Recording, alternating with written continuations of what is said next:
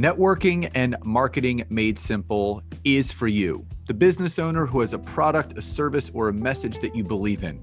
My name is Scott Aaron, and each week we'll take a behind-the-scenes look into the real-world marketing and networking tactics and strategies for getting what you have in front of you to a lot more people. Thanks for spending time with me, and now let's get started.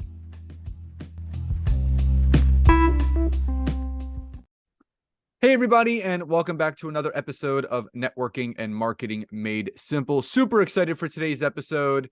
I have Ryan Sherrer with me here today, and we're going to be talking about all things digital marketing, digital content, content creation. And for anyone that's been listening to this podcast for nearly 5 years now and have followed the journey of myself and my wife and the company that we run, you know that we are all about content creation, digital content, and being consistent on social media, pushing all of that stuff out there. So we're going to talk about all that and more. So with that, Ryan, welcome to today's episode. Hey, thanks for having me. I'm always pleased to come on shows and talk about content creation because I think it's one of those things that people overlook or get overwhelmed by, and it's not that hard. It really isn't. So I could not agree more. I'm in the process right now at the time that we're recording this. I'm doing a content creation for LinkedIn workshop at the end of October because people still struggle with what types of content they need to create, how to do it, what verbiage to use to really connect to your audience. So let's rewind the tape first before we talk about all things that you're doing now. So if you could go back in time, rewind that tape of your life and your business and press stop at a moment that you would consider, your catalytic or moment in time that really kind of shifted you into everything that you're doing now, what was that moment for you? That's a weird moment. I'm not going to share it with most people. I was a stand-up comedian and an entertainer, and I got tired of touring. Stand-up is horrible. You just tell the same jokes over and over. It got me ready to be a dad, but it didn't really suit with me. So I started doing podcasts. And through podcasting, I got into marketing and content creation and realized it was a very viable way to do it. And that was the moment I went from wanting to be an entertainer to content creation, which I've been doing for well over 10 years now. So what got you into stand-up comedy? George Carlin and Absent Parents really was. I'm 45, so when I was a kid, I was about 13. I got a hold of a George Carlin cassette tape for all you kids out there, and it made sense. He was just doing things about logical hellos and goodbyes and logical things, and there was cursing in it. So of course at 13 I thought it was cool, but the logic behind it, and then he was just one of my idols, and I pursued it. It was just a dream that I had, and I decided to do it. Yeah, I mean, I'm 44, so I grew up in the same era. So, the Eddie Murphys, the Rodney Dangerfields, the John Candys of the world. Like, I feel lucky, and again, I love today's comics as well. The Tom Segura's of the world. Like, I love those guys, but comedy was different back then. But what I'll say is this, a friend of mine from high school, he's a stand-up comedian. He's also a writer for Seth Meyers, his late show. And he actually just filmed and recorded his first special. Comedy is one of those things that's, it's a challenge for a lot of people because, you're up there, and to your point, to entertain, you're up there to make people laugh. Right. And I'm sure you experienced in the beginning, there were probably a lot of pitfalls and a lot of lessons learned and a lot of jokes that did not go over well. What can you remember from that first joke that you told at whatever number show it was, where it really landed and it really fueled the crowd, behind you, that again, in turn, when something like that happens, it gives you confidence in what you're doing. Of course. Do you remember when that was? Yeah, it's kind of a weird story. So I was working at a bar. It's about 10 or 15, 20 years ago. I was working at a bar, and they wanted content. Now, I'd done a handful of stand-up mic things. Like I'm talking 5-10 minutes max on stage. Well, they said, hey, we need content for Thursday night. We just want some butts in the seat. And the DJ at the time said, this guy does some comedy. And he's like, do you want to do a comedy show? The owner said on Thursday night. And I'm like, sure. So I live not in a populated area. So for some reason, I thought I could draw some comics in here and I couldn't. So we had an hour show scheduled and I ended up having to do the entire hour, like myself, which is an eternity, especially for somebody that's just kind of been interested in it. So I did it and it went well. It was about a 7 out of 10. It was better than what I ever thought it was going to be. And just that bravery and there's a certain level of arrogance, I guess, that you're going to, like you said, these people want to hear me and talk to me or whatever. And I liked all of it. And the bar owner comes up and says, hey, do you just want to be the house comic? And I'm like, sure. So then for the next 14 weeks, I did an hour show every week. And it taught me how to learn, adapt, and to tell people. And there were some shows that are absolutely better than others. But the pivot point was kind of to go back to your point that I did it. You understand when it starts landing, you understand when it starts happening. But the fact that I absolutely just did it, what was the thing, because a lot of times once you take that first step, the rest of them are pretty easy. Yeah, I completely agree.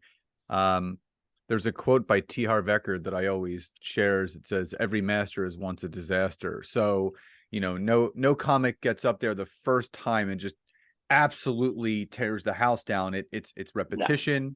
It's kind of going through your material, seeing what lands, what doesn't. But also, not being afraid to, kind of lean into the fear and try new things. So obviously, it's an interesting path that you went on. There was another gentleman that I interviewed that actually was a pro wrestler. And then and then that led to him growing an online business. Yeah. So how did the whole content creation, content marketing spur from being a stand-up comic at this bar and club that you were working at? So I was in a relationship and she didn't want me touring anymore and I was kind of over it. And so this is back 2013, 12, 13. So I get a little mixer and I start doing a podcast. That's kind of how the content creation started. And this is back in the early days of Facebook. Like Facebook had only been around 3 or 4 years. It was still early, but that's kind of how you grew, is you just had to get noticed. So I just started doing things to get noticed and I started gaining advertisers. We got enough people that started gaining advertisers.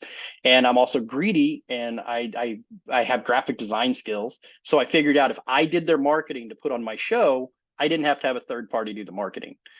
So I started doing content creation for them. They would send me videos, they would send me pictures, they would send me whatever, and I would use my creative talents to take their content and turn it into elevated content and advertisements and ads. And that's kind of how the marketing thing got started. Is I understood what content creation did for my show, and I understood what content creation did to get me out there, taking little clips, taking little snippets. I don't know how PG your show is, so there was other things that we did that because we were a comedy show. It was me and 2 other comedians. It was a comedy show, so we did some things to garner attention. But at that point, you understood what content meant. That you could do. We could record for 3 hours a month and split that up, but overall, the content we put on social media, even 10 years ago, would have 50, 60, 70,000 views, to where our actual podcast might have 800, 900. So understanding that bingeable social media content back then was what got me into it. And I've built my house upon that, I guess. So in looking back at your, career shifting from stand-up comedian to what you're doing now, yeah, in content creation, content marketing, digital marketing, of all the lessons that you learned in that process, what would you say is the greatest lesson that you learned during that time period of being a stand-up comic that you've been able to take with you and translate into everything that you're doing now? First and foremost is I'm not near as funny as what I thought I was, or I wouldn't be a digital marketer. I was really good with my friends. I'm really good conversational podcast. But the biggest lesson that I had, and it kind of goes back to what we were saying about being overwhelmed about starting the process, is that you just have to do it. Your first podcast is going to be bad. Your first stand-up gig is going to be bad. Your first live video is going to be bad.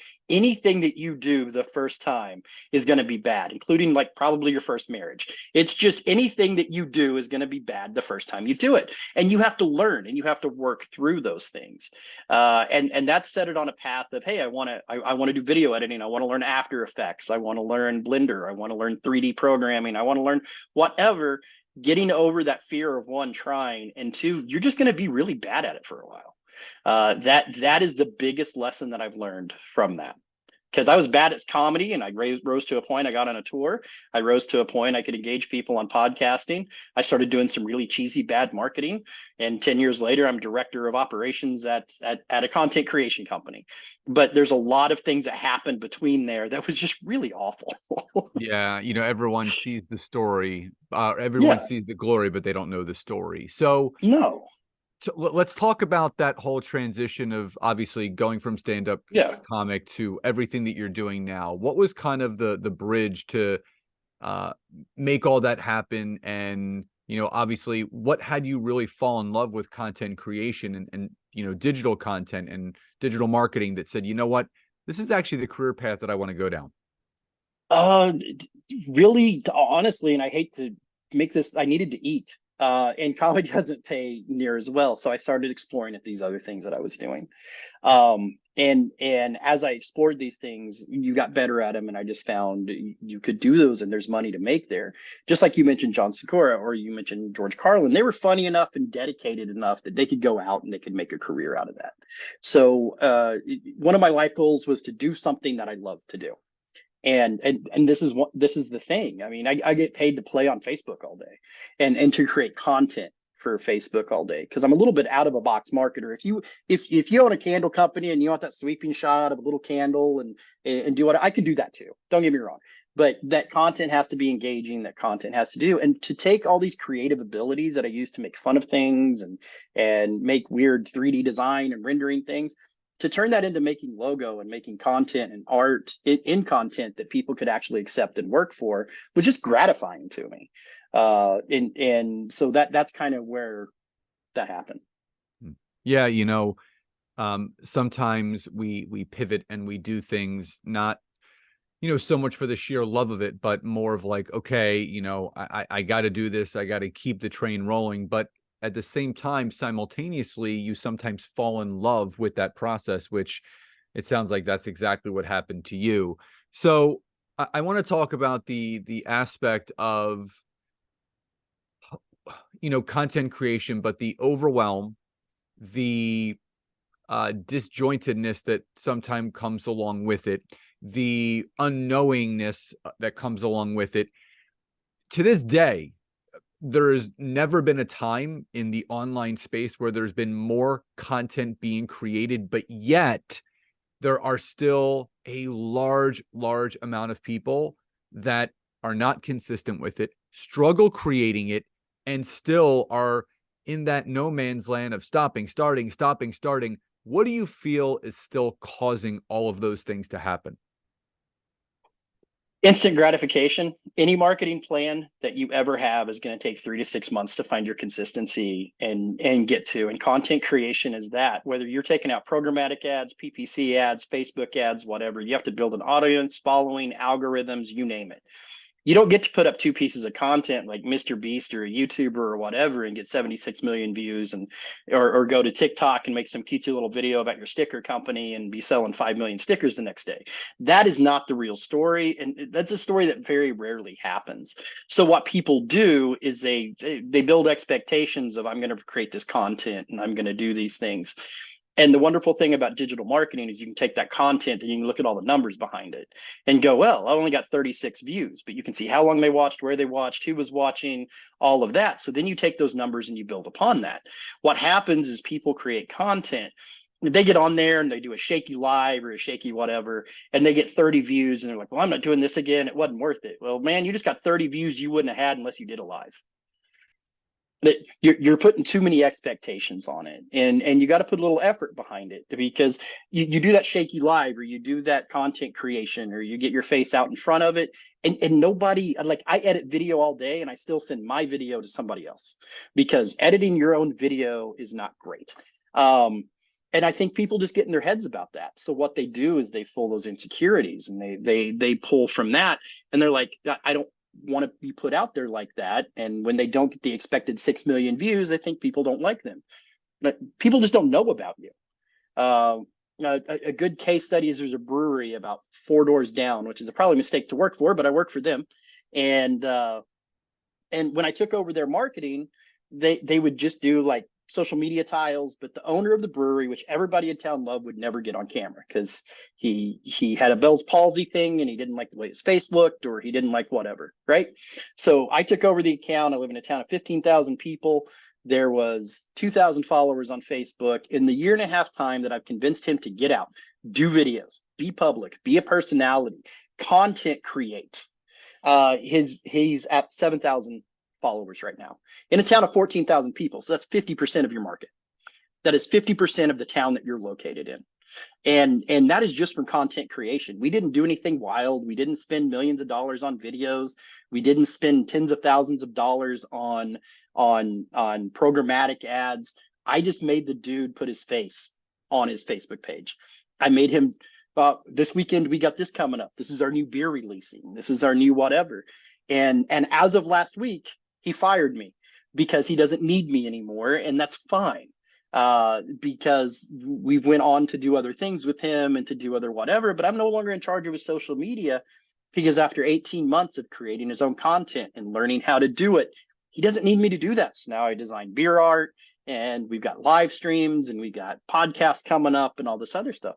But it was just, and not to keep going on, but it was just the case study of be your business, create your content.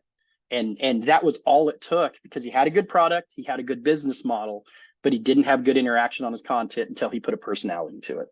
I think that's a great point, because so many people are looking to outsource themselves when they are the face of the business, right? They want to post maybe some stock video they find on Canva, or stock images they find on Getty, or whatever it is.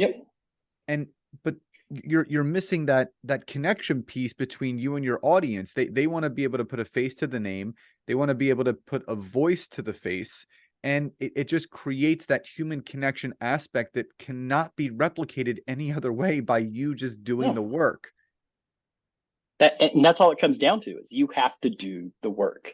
Go tying it together. George Carlin, and John Segura, they didn't get there by not doing the work. Elon Musk didn't get there by not doing the work. Anybody you idolize didn't get there by doing the work. But that seems to be a flex in business, doesn't it? That you make it look like you got there without doing the work. But that's a fairy tale. You have to do the work, and content creation is no different. With you mentioned Canva, and you mentioned all those. Content creation is easy as ever, but you still have to make it personable to you and your business. You can't pull 500 stock images of roofs and go, look, I opened a roofing company. You need to take pictures of the roofs you made and go, hey, John Doe's roof came out really well, and put his face with a thumbs up on there. That's how you get engaging content. Yeah. And again, everybody starts at zero. We all start at the same place, and you got to build from there. So Ryan, as we start to wind down, before I get to my final questions, if someone was still in that arena of really struggling to get started with creating content, what's the best piece of advice you would give that person to move them from being stuck to actually in action? It's a choice. It's a decision. A lot of people, like you said, that don't have content creation, doesn't, or inconsistent. It's the basic thing is a choice of, I'm going to do this. The guy at the brewery, the other people I work with, I make them make the choice before they hire me, before they do anything. You have to make the choice, because consistency, running through it and doing it is that choice. It's like anything else. You can choose to eat breakfast, or you cannot choose to eat breakfast, and you go hungry if you don't eat breakfast. You can choose to make your content, or you could not choose to make your content, because and you're going to have the same result. You're going to starve for those likes or follows, or to turn that into business thing. You just have to make the decision. That's the biggest advice that I got. We can go around and round about theory all day, but unless you decide to do it, you're going to go nowhere. Yeah, it's going from consumption to application. You Yeah. can consume all the tips, all the podcasts, read all the books, but if you don't apply what you learn, you're still going to be standing in the same place 3 months, 6 months, a year from now. So, before I get to my final question, Ryan, if someone was interested in learning more about you, the company that you work with, and how you can help people, what's the best way for people to get to know you better? Two ways is, if you don't mind, they can go to smallbusinessdelivered.com, where I have a podcast called Small Business Chronicles, where we talk about a lot of these things and just different things in there. And to not overload your audience with links, you can find a whole lot more information about me there on smallbusinessdelivered.com. The other way is it's Ryan at Titan Digital. It's pretty simple. Ryan at titandigital.com. Send me an email and go, hey, I heard you on the show. I would love to pick your brain. I would love to talk about stuff, and you can hook up with me that way. I absolutely love helping people out and getting them to where they need, because once you get it, and once you can coach a person to do that, you feel accomplished and you move on to the next person that needs help and coaching as well.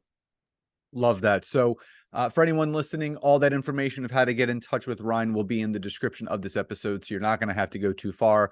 So, Ryan, final question before we end today's episode. What does success truly mean to you?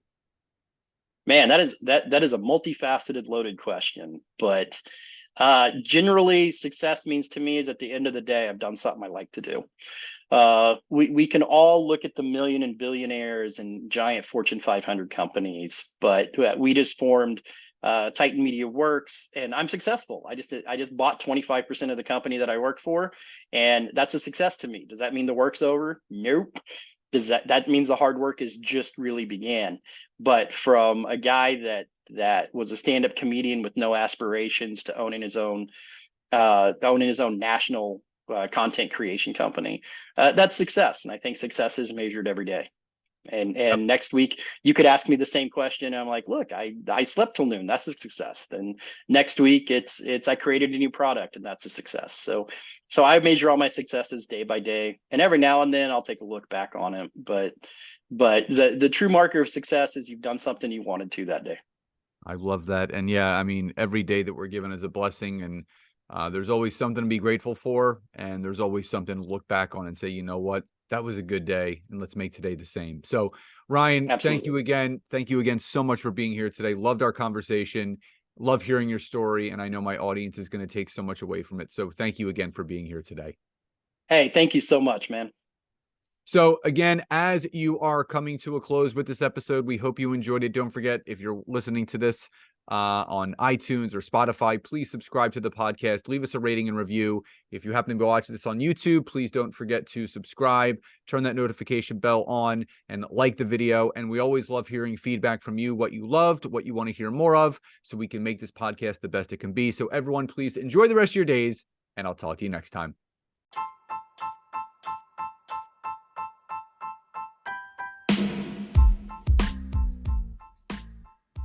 Thank you so much again for checking out today's episode. And if you are listening through iTunes, Spotify, wherever you are, please leave me a rating and review. Let me know what you loved, what you would like to see improved, or ideas you have for future episodes. And if you are interested in taking your business to the next level, don't hesitate to go to my website, www.scottaaron.net, where you can schedule a free discovery call with me, where I can learn more about you, your business, what you're struggling with, and how we can work together. And don't forget to check out my wife, Nancy, and mine, our free community on Facebook called LinkedIn Leads for Life. We would love to see you in there. Have a great rest of your day. And thank you everyone for your support. Grateful for each and every one of you.